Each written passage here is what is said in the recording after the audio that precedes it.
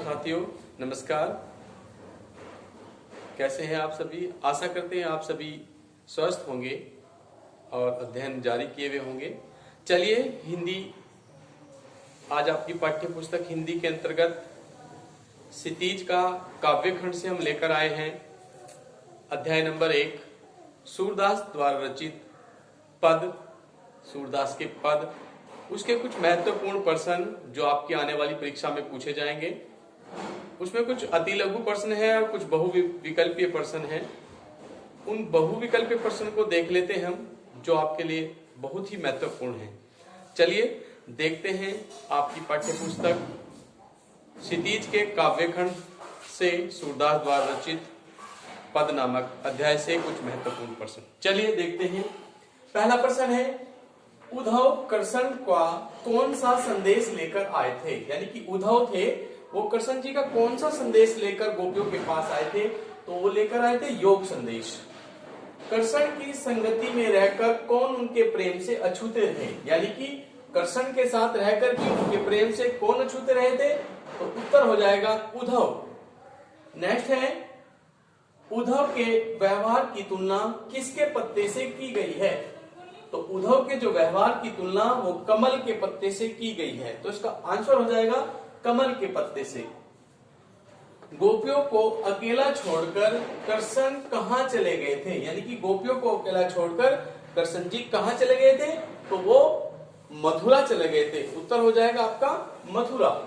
गोपियों को कृष्ण जी का व्यवहार कैसा प्रतीत होता है? तो इसका उत्तर हो जाएगा छलपूर्ण। क्वेश्चन नंबर 6 है, गोपियां स्वयं को क्या समझती हैं? तो जो गोपियां हैं वो स्वयं को क्या समझती हैं? तो अपने आप को अबला समझती है। इसका उत्तर हो जाएगा अबला। गोपियां किसके प्रेम में आसक्त हो गई हैं? यानी कि गोपियां जो है वो किसके प्रेम में आसक्त हो गई हैं? तो इसका उत्तर हो जाएगा श्री कृष्ण जी के प्रेम में। क्वेश्चन नंबर 8 है, गोपियों की तुलना किस पक्षी से की गई है? तो गोपियों की तुलना, इसका उत्तर हो जाएगा हारिल पक्षी से की गई है। हारिल नामक एक पक्षी होता है, उससे उसकी तुलना की गई है। क्वेश्चन नंबर 10 है, किसने प्रेम की मर्यादा का उल्लंघन किया है? तो इसका उत्तर हो जाएगा श्री कृष्ण जी ने प्रेम की मर्यादा का उल्लंघन किया है।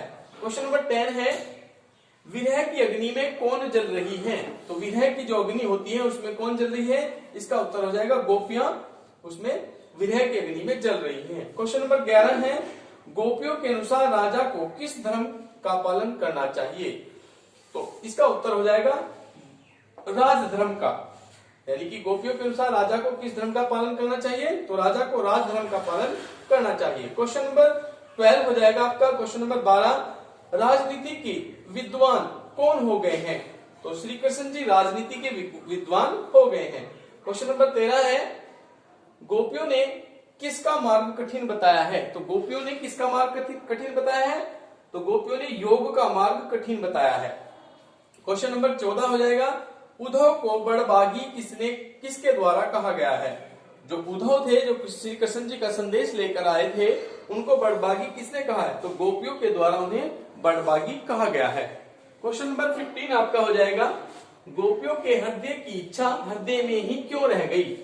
जो गोपियां थी उनके हृदय की इच्छा उनके हृदय में क्यों रह गई?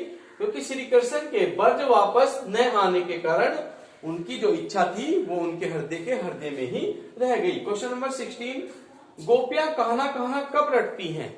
यानी कि गोपियां जागते सोते दिन रात हर समय कहना रटती हैं। क्वेश्चन नंबर 17 होगा, विरहिणी का अर्थ है। विरहिणी जो शब्द होता है उसका क्या अर्थ होता है? तो यहाँ पर विरहिणी शब्द का अर्थ है वियोग में जीने वाली स्त्री। यानी कि जो वियोग में जीने वाली स्त्री होती है, यहाँ विरहिणी उन्हें कहा गया है। क्वेश्चन नंबर 18 आपका हो जाएगा, कवि के अनुसार गोपियों का स्वभाव कैसा है?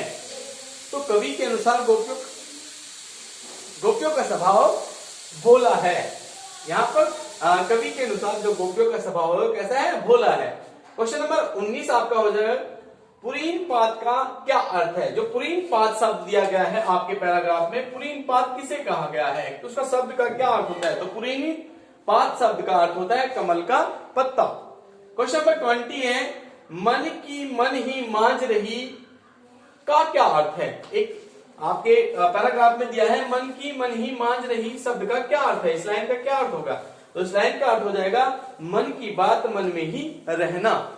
क्वेश्चन नंबर 21 है आवन का क्या अर्थ है? तो आवन शब्द का अर्थ होता है आगमन।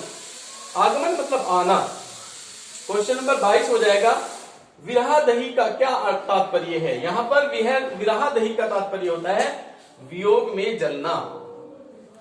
तो श्री कृष्ण जी के वापस न आने पर जो गोपियां हैं वो कह में जल रही हैं? वियोग में। श्री कृष्ण जी के वियोग में जल रही हैं। क्वेश्चन नंबर आपका 23 हो जाएगा धार वही से क्या तात्पर्य है? यानी कि धार वही जो शब्द होता है उसका क्या अभिप्राय होता है? इसका उत्तर हो जाएगा आंसू गिरना। धार वही का मतलब होता है आंसू गिरना। और क्वेश्चन नंबर 24 हो जाएगा आपका भ्रमर गीत कहां से प्रारंभ होता है? तो भ्रमर जो गीत होता है वो भोरे के आने से प्रारंभ होता है। जैसे ही भोरे का आगमन होता है तब वहीं से ही भ्रमर गीत की शुरुआत मानी गई है।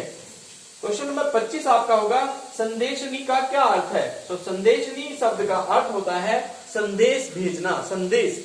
तो यहां पर हमने 25 यानी कि 25 महत्वपूर्ण प्रश्न आपके देखे जो आपकी आने वाली परीक्षा के लिए बहुत ही महत्वपूर्ण है। और आप इन 25 क्वेश्चन को एक बार अपना रिपीट कर लेंगे, दोहरा लेंगे और इनको अच्छी तरीके से याद कर लेंगे। तो नेक्स्ट अगले चैप्टर में हम पढ़ेंगे तुलसीदास द्वारा रचित परशुराम लक्ष्मण राम लक्ष्मण संवाद। तो तब तक के लिए बने रहे। धन्यवाद।